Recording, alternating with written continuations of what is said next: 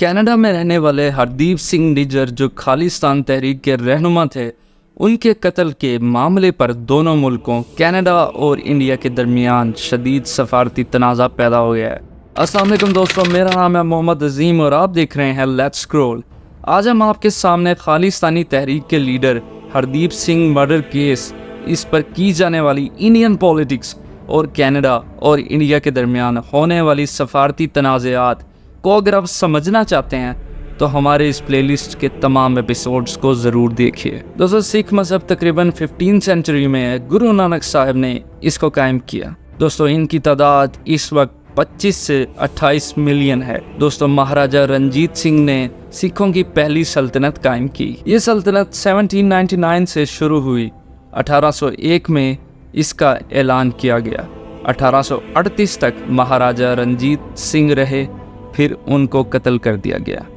दोस्तों, ये एक आखिरी रियासत थी जिन्हें अंग्रेज़ हराना चाहते थे, क्योंकि हिंदुस्तान पर कब्जा के लिए ये आखिरी रुकावट थी। महाराजा रंजीत सिंह के कत्ल के बाद अंग्रेज़ों ने 8 से 10 साल मजीद फर्जी इस रियासत को चलने दिया। दोस्तों, इसमें मुद्दे की बात यह है कि एक ऐसी कौम जिसने 1799 से 1838 महाराजा रंजीत सिंह के कत्ल तक बहुत बड़ी आज़ाद हुकूमत देख ली थी। दोस्तों, ये कोई आम रियासत नहीं थी।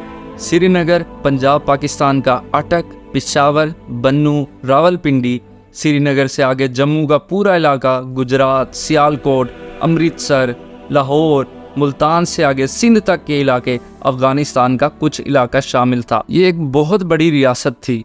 अंग्रेज़ों ने ये रियासत उनसे छीन ली।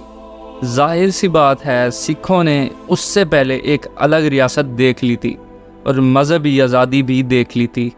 एक अरूज वो देख चुके थे। किसी हद तक देखा जाए तो इंडिया में आज भी मज़हब पर पॉलिटिक्स खेली जाती है और मुसलमान और सिख, ये दो कम्युनिटीज़ ऐसी हैं जिन्हें बहुत मुश्किलात का सामना आज भी है। दोस्तों, अगर हम थोड़ा सा पीछे जाएं, जब 1947 में पाकिस्तान और इंडिया की पार्टीशन के वक्त कायद आज़म रहमतुल्लाह अलैह ने एक फेयर ऑफर दी। उन्होंने कहा कि अगर आप पाकिस्तान का हिस्सा बनते हैं तो हम आपको 30% रिप्रेजेंटेशन देंगे। जबकि उस वक्त हमारे सिख भाइयों ने कांग्रेस का साथ दिया और इंडिया में रहने को तरजीह दी। 1947 की पार्टीशन पर 14 मिलियन सिख और मुसलमान रेफ्यूजी हुए। सिखों को पाकिस्तान के इलाकों से इंडिया की तरफ मूव होना पड़ा।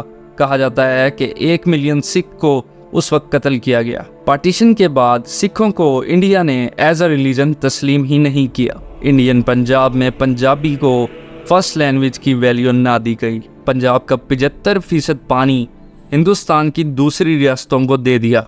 जब हमारे सिख भाइयों ने प्रोटेस्ट की तो पंडित नेहरू ने एक जुमला कहा जो आज तक बहुत फेमस है, यू मिस द बोट।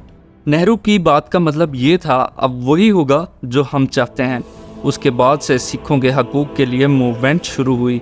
ये एक अलग सूबे की मूवमेंट थी। 1950 से 1966 के दरमियान 26,000 सिखों को गिरफ्तार किया गया।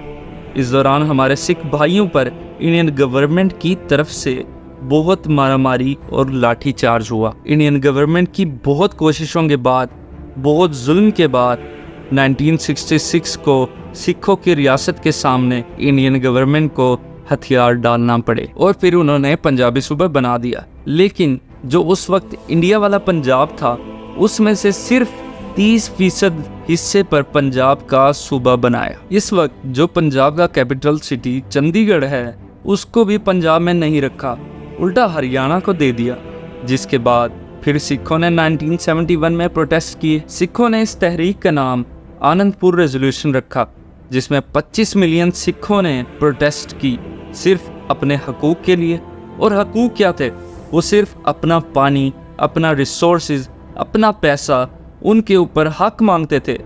ये मूवमेंट 1975 तक रही। उसके बाद 1975 में इंदिरा गांधी के खिलाफ मूवमेंट की, जब उन्होंने अपनी असेंबली डिसॉल्व की, जब सिखों ने इंदिरा गांधी के खिलाफ मूवमेंट की।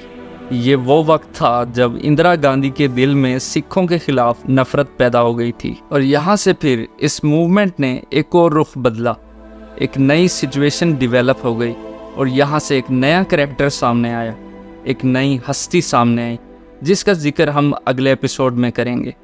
उनके जिक्र के बगैर खालिस्तान हो या सिखों की हिस्ट्री हो, वो शायद लिखना अब मुमकिन नहीं, जिनका नाम है जरनैल सिंह भिंडरावाला।